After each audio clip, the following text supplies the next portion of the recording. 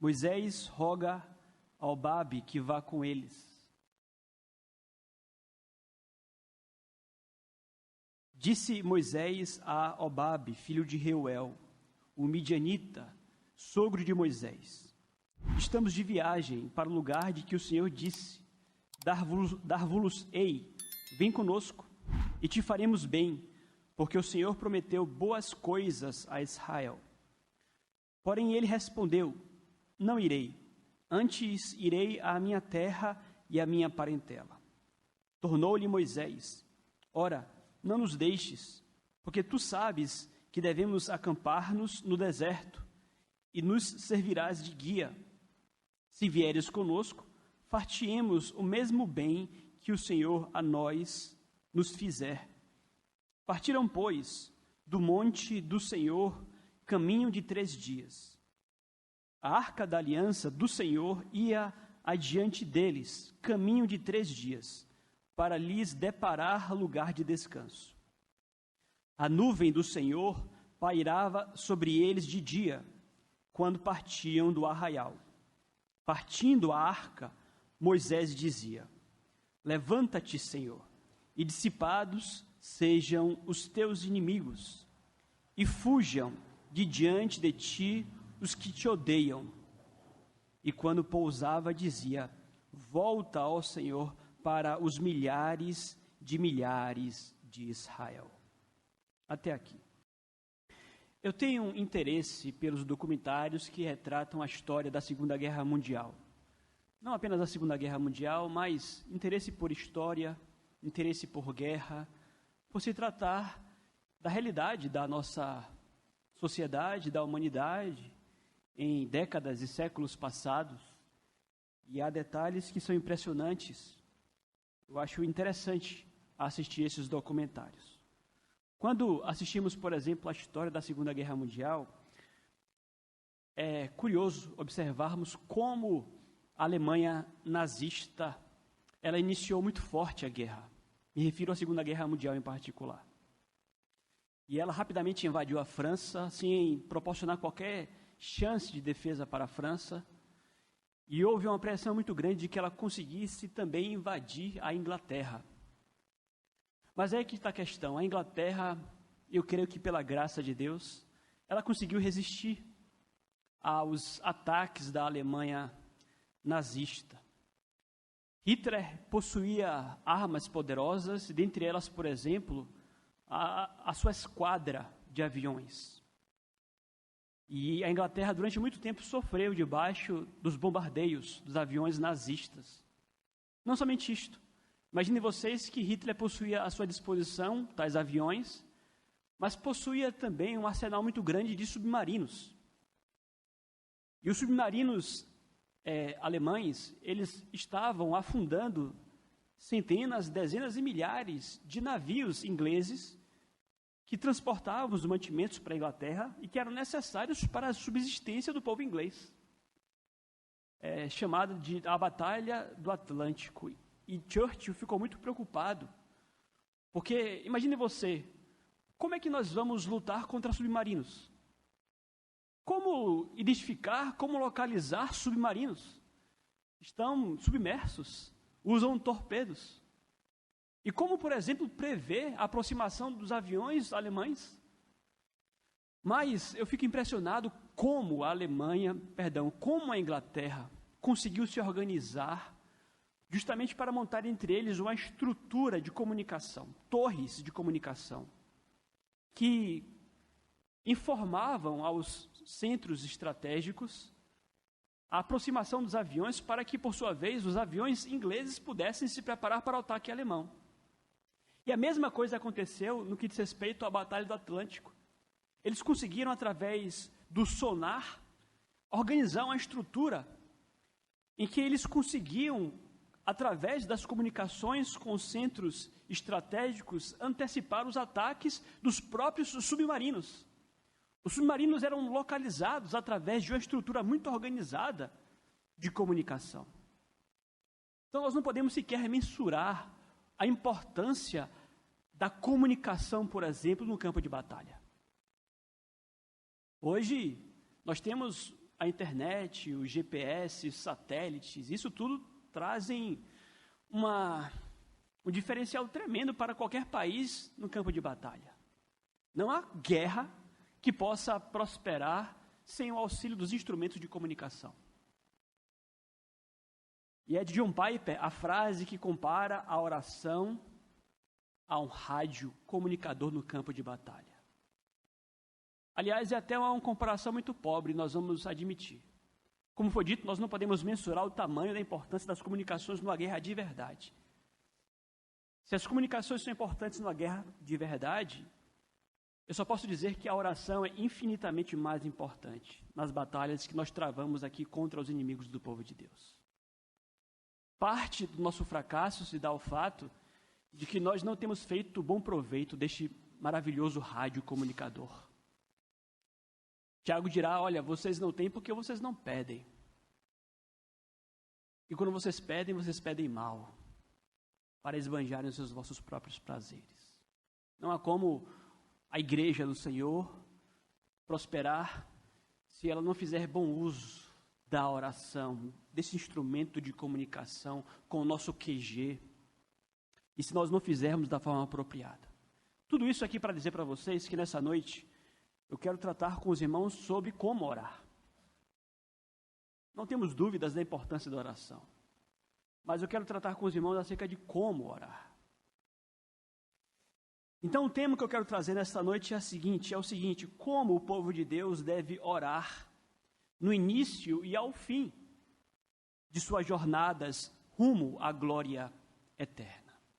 Eu estou, obviamente, partindo do pressuposto que, como povo de Deus, nós temos jornadas e jornadas rumo à eternidade.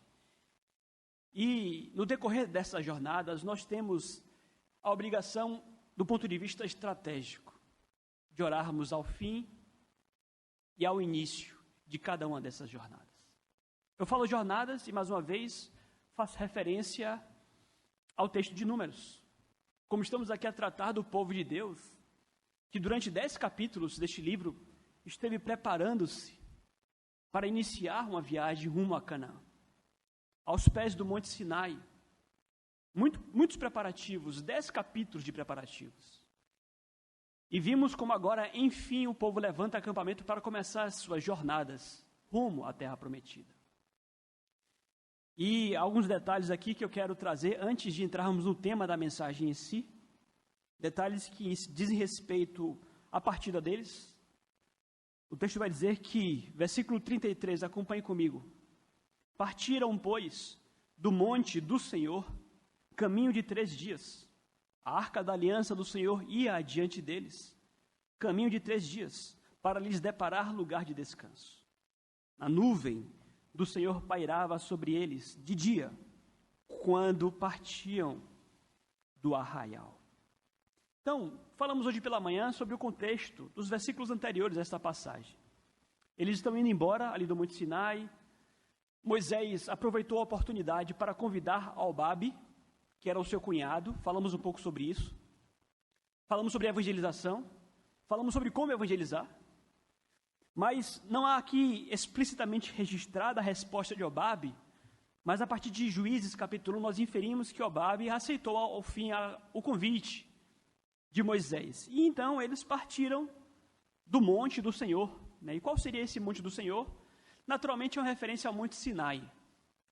Essa é a única passagem da palavra de Deus onde o Monte Sinai é descrito como sendo o monte do Senhor. E por que o monte do Senhor? Um monte especial porque foi ali que Deus manifestou a sua glória para o seu povo e entrou em aliança com o povo de Israel. Lembrem-se vocês, um bando de escravos retirados do Egito, trazidos ao Monte Sinai, e naquele Monte Sinai coisas maravilhosas aconteceram. Monte do Senhor.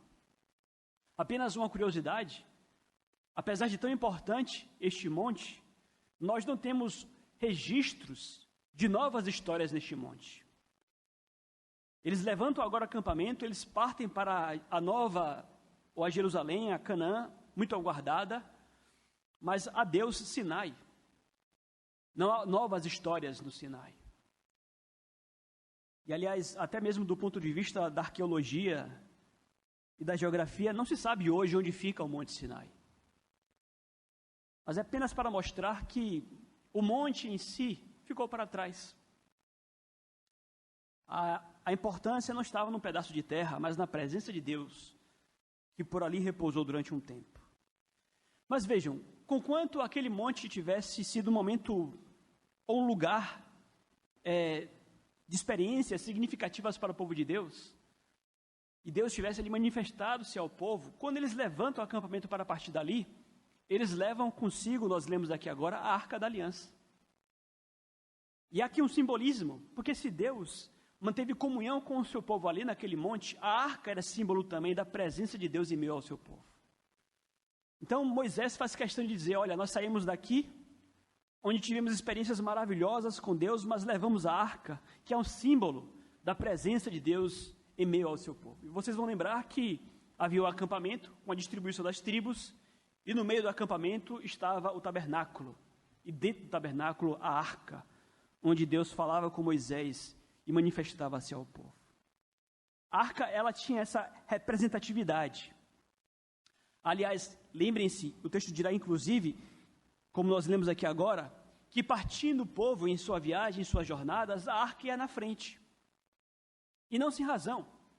Essa arca, indo no fronte, era um símbolo do próprio Deus liderando o seu povo em sua viagem. E essa arca, aliás, dirá o texto também, tinha uma função. Nós lemos aqui, buscar lugar de descanso. A ideia é de que o líder do povo ia à frente, não apenas para conduzir o povo, mas para encontrar lugar de descanso para o povo. Deus liderava o seu povo, literalmente. E não apenas apontava o caminho, mas encontrava um lugar para que o povo pudesse novamente montar as suas tendas e montar também o tabernáculo. Como foi dito, essa viagem não aconteceu numa única jornada. Esta aqui, por exemplo, durou 3 dias. E o texto faz questão de dizer que a arca ia à frente, a nuvem os cobria, ou seja, tudo que foi planejado, enfim, se concretizou. 10 capítulos de planejamento, porque o propósito qual era?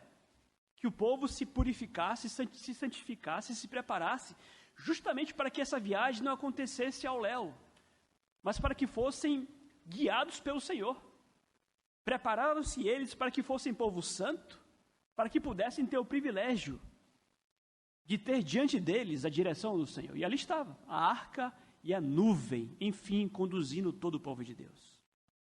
Aqui é uma lição parentética. É importante nós lembrarmos aqui que Cristo, de certa forma, é a nossa arca da aliança. A arca era um símbolo de Cristo. Cristo foi à nossa frente.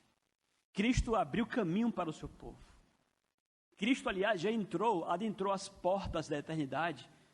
Nós temos feito a exposição de João e vamos tratar disso providencialmente na próxima semana, se Deus assim o permitir. Mas Cristo já foi à frente para nos preparar moradas.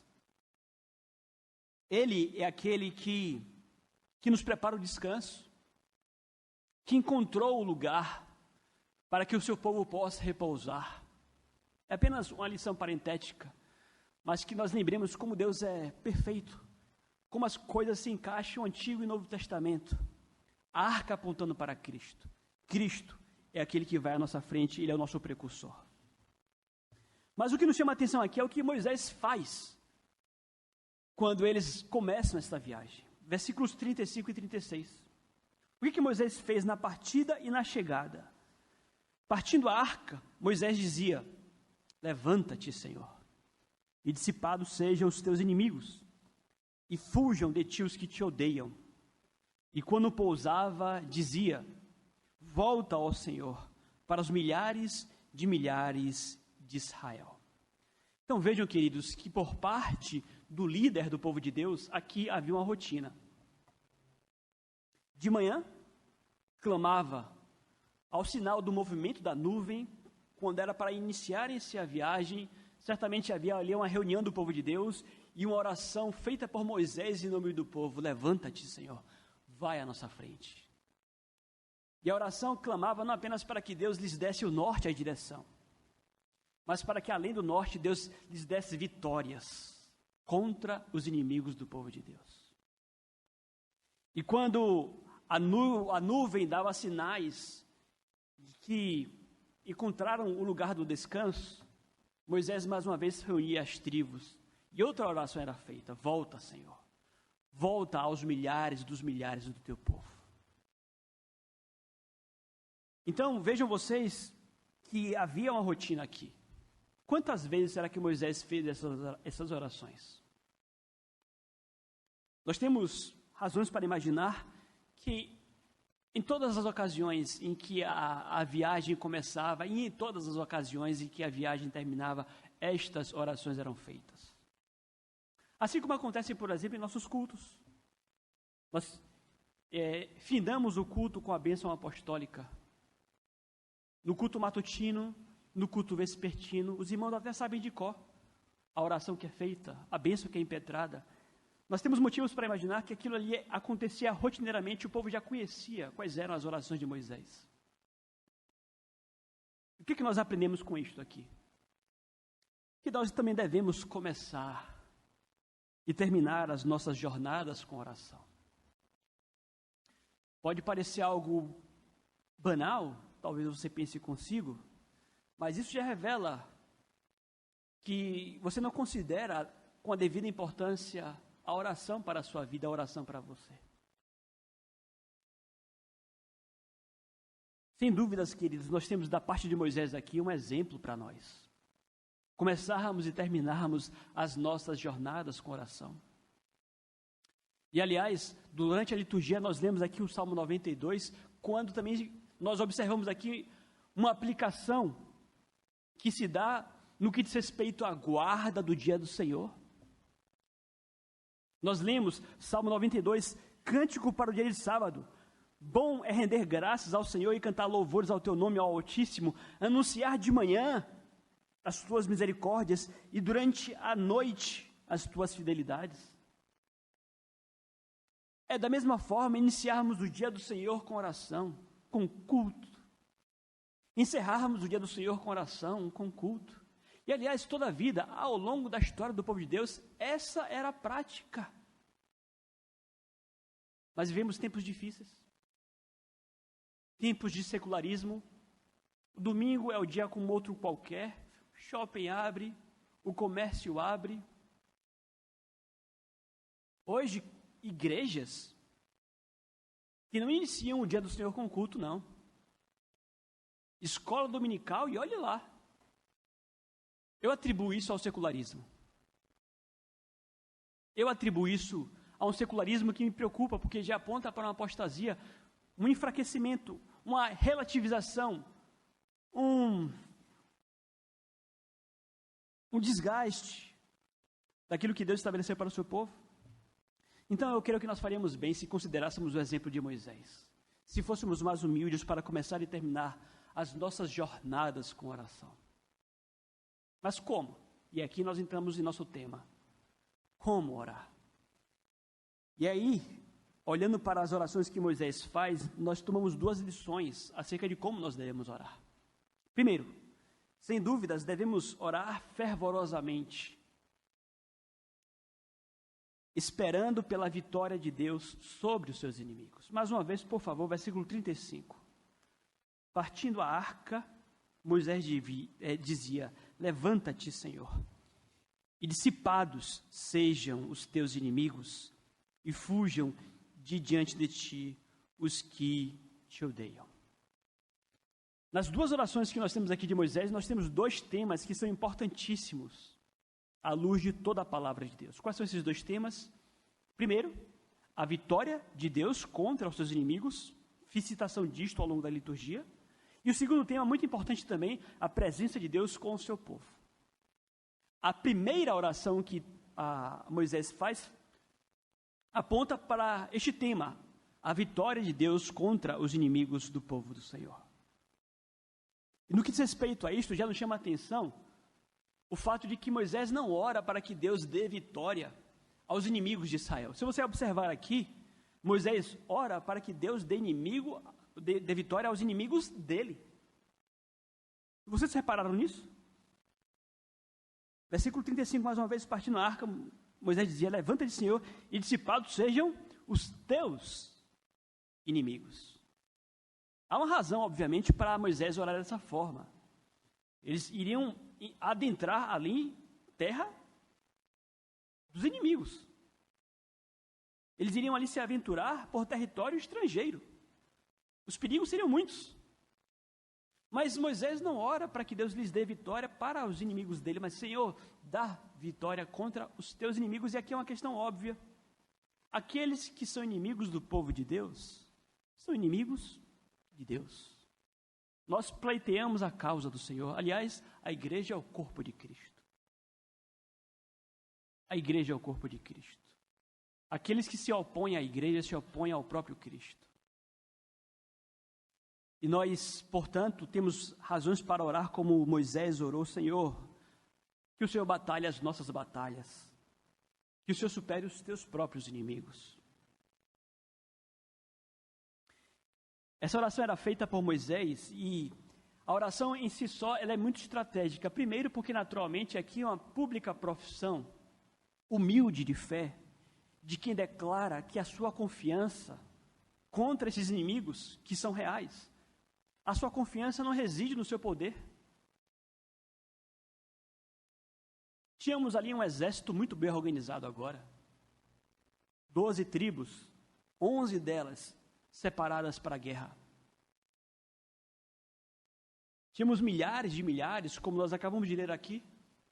Mas quando Moisés ele faz essa oração com o povo, ele declara para o povo de Deus: queridos, a nossa confiança, a nossa fé, a confiança na vitória não reside no nosso poder, por mais bem organizado que estejamos.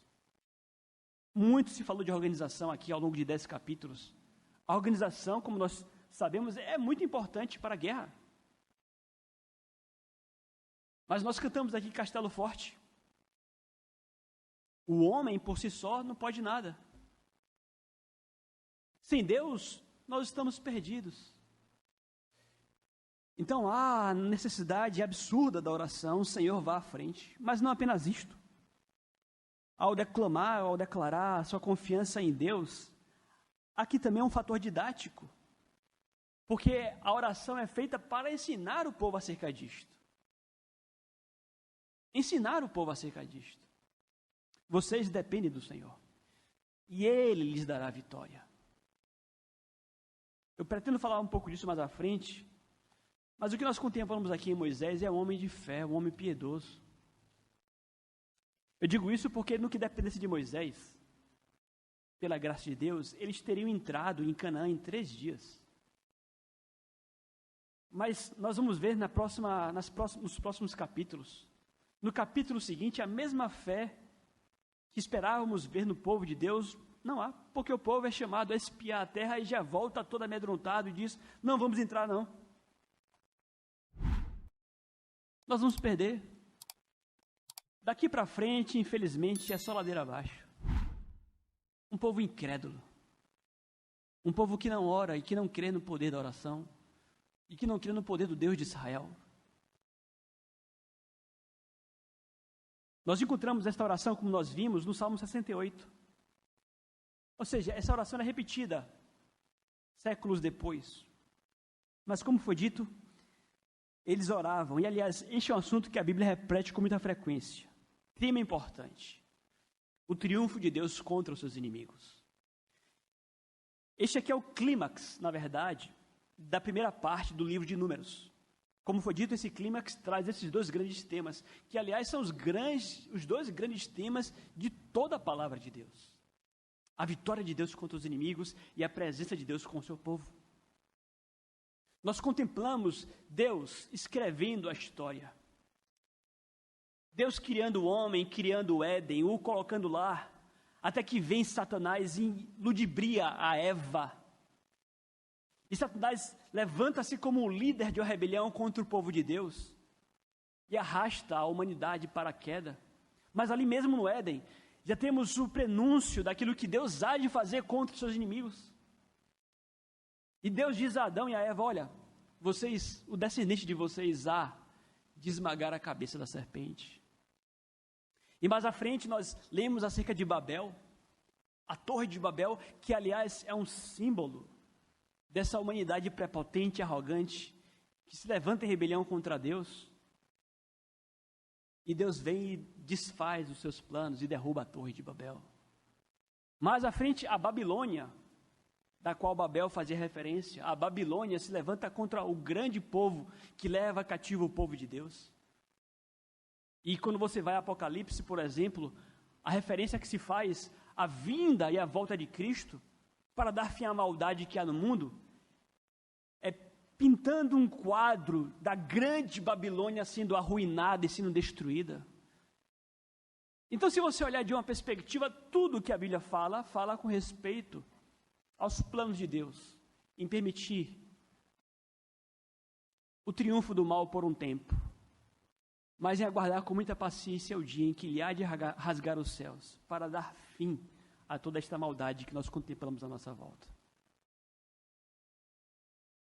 E em meio a tudo isso, vejam vocês, em meio a esses planos gloriosos de Deus, existem detalhes que são significativos. Por exemplo, o plano de Deus, que irá redundar na sua glória, envolve o resgate de um povo, Israel, igreja, envolve o sacrifício do seu próprio filho, que reina, que se levanta como sendo o rei de um povo redimido, que adentra as portas da eternidade, que assenta-se à destra do Pai, que é carne da nossa carne, mas é Deus ao mesmo tempo. Então, meus queridos, o que nós aprendemos com isso aqui? Vejam, é muito bom que nós lembremos que há neste mundo muitos inimigos do Senhor. Obviamente, quando nós falamos inimigos do Senhor, nós podemos fazer referências aqui à carne, a Satanás, ao inferno, ao joio. Neste mundo, existem muitos inimigos do Senhor. Alguns são inimigos declarados, outros são inimigos secretos. É um grande mal quando nós não nos apercebemos disto. Quando nós não oramos, inclusive, para que Deus os esmague.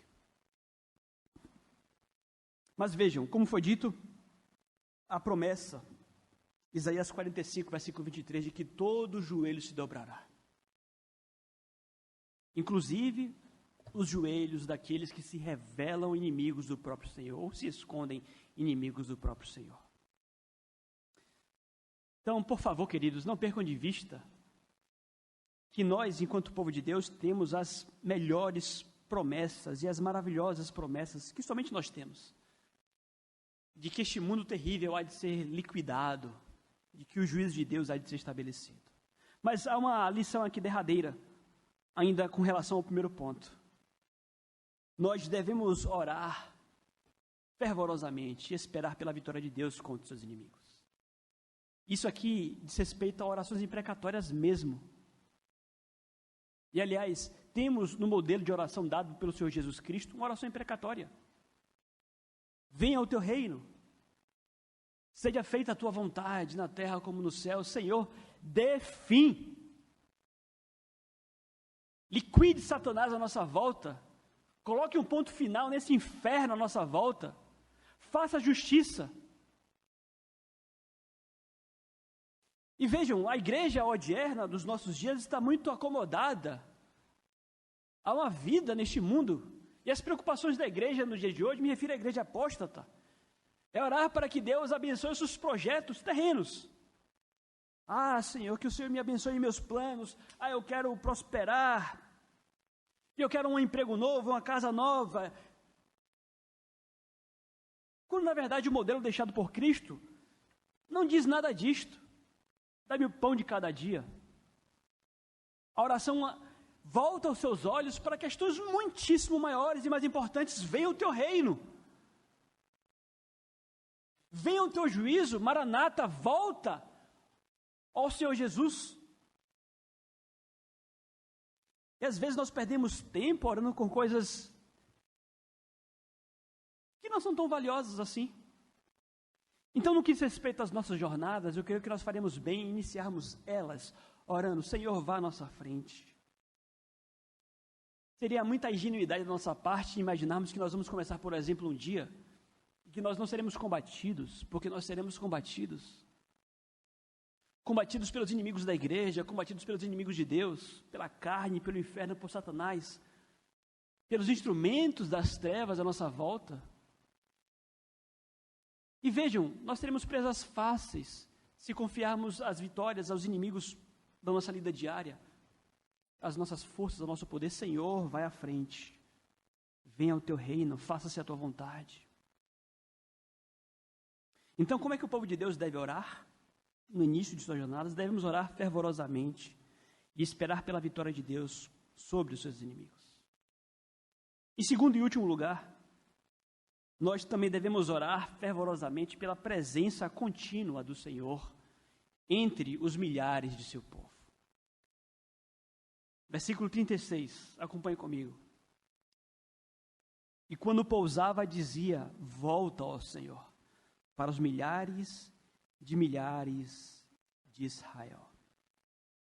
Aqui Moisés ora pela suprema graça e pela suprema misericórdia de Deus. E por suprema graça e suprema misericórdia de Deus, eu me refiro à presença de Deus entre nós.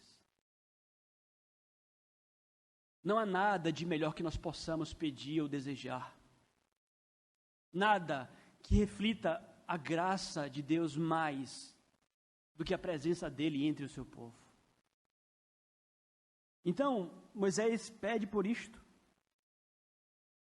E aqui, mais uma vez, como foi dito, um tema cardeal do Antigo Testamento, o reino de Deus. Vejam que Deus, ele chama o seu povo, tira do Egito, mas Deus vai com o seu povo, o tabernáculo está ali no meio do acampamento. E esse é um tema que perpassa toda a Bíblia, porque a igreja é habitada por Deus. Eu falei um pouco sobre isso hoje pela manhã. Nós somos chamados de povo de Deus. Quando Pedro faz referência a isto, nos fala que nós somos um reino de sacerdotes, eleitos, santos. Deus veio habitar com o homem, e em específico em meio ao seu povo, redimido pelo sangue de Jesus. Nós somos aqueles que podemos dizer aos outros, Deus está conosco, Deus habita entre nós. Então, o que é que nós aprendemos aqui? Primeiro, vejam que na oração de Moisés há uma preocupação com os milhares e milhares de Israel. Vejam vocês que a linguagem de Moisés não é uma linguagem de alguém que ora por si. Moisés fala como parte do corpo de Cristo. Moisés ora pelos seus, pelo povo, pelos milhares dos milhares de milhares. Moisés ora pela igreja. E vejam vocês que o modelo deixado pelo Senhor Jesus Cristo nos ensina a orar no plural.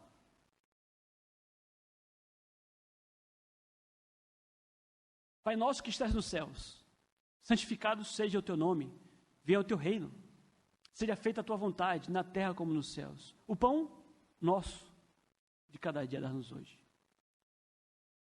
Nós oramos e devemos nos preocupar com os milhares de Israel, devemos orar pela igreja. E aqui há implícito a ideia de que o povo de Deus é um corpo, e é um grupo, e aliás, milhares de milhares. Às vezes nós perdemos isso de vista porque estamos hoje aqui a realizar um culto com um número relativamente pequeno de pessoas. Mas quando nós olhamos, por exemplo, para as promessas que Deus deu a Abraão, Deus deu a promessa a Abraão de que a partir dele viria um povo tão numeroso quanto as areias do mar, ou da praia, estrelas do céu. Nós estamos aqui a tratar de um exército inumerável, que está espalhado por toda a face da terra, e por isso talvez nós percamos de vista que somos muitos. Mas vejam, devemos orar pela igreja. Senhor, vá à frente do teu povo, dê-nos a vitória, volte, esteja entre nós. Uma lição que fica muito clara aqui também, não apenas a preocupação com o povo de Deus, mas a lição que fica clara é que a felicidade do povo de Deus consiste na presença contínua do Senhor entre eles. Nós poderíamos ter muitos motivos para confiarmos neles a nossa felicidade. Veja, somos muitos. É muito bom o fato de sermos muitos, uma fraternidade. Somos uma família. É muito bom conhecer gente nova. Criar com essas pessoas laços, vínculos de afeto. É muito bom, por exemplo, ir acampar, como nós iremos anunciar agora há pouco, ou logo mais. Nós temos no convívio, como igreja, muitas coisas nas quais apontar como sendo a razão da nossa felicidade. Olha, é muito legal ser igreja. Mas a razão primeira da nossa felicidade como igreja não é outra. Não consiste em outra coisa, senão na presença contínua de Deus entre nós. Milhares de milhares? Isso pouco importa. O que importa mesmo é Deus entre nós. É Deus entre nós. E Moisés sabe disto. Moisés fala, Senhor, volta. E aliás, aqui é um clamor por um avivamento, por um despertamento. Nós precisamos mais do Senhor entre nós. E aliás, quando nós falamos, por exemplo, queridos, naquilo que irá culminar no final da história, nós falamos sobre isso. Novos céus e nova terra, o que é? Novos céus e nova terra, céus é a habitação de Deus, a terra é a habitação do homem.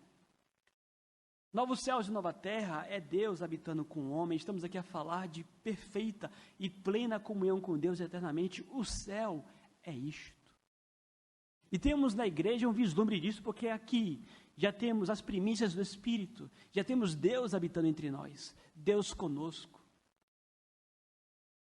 Então nós devemos orar fervorosamente pela presença contínua do Senhor entre os milhares do seu povo.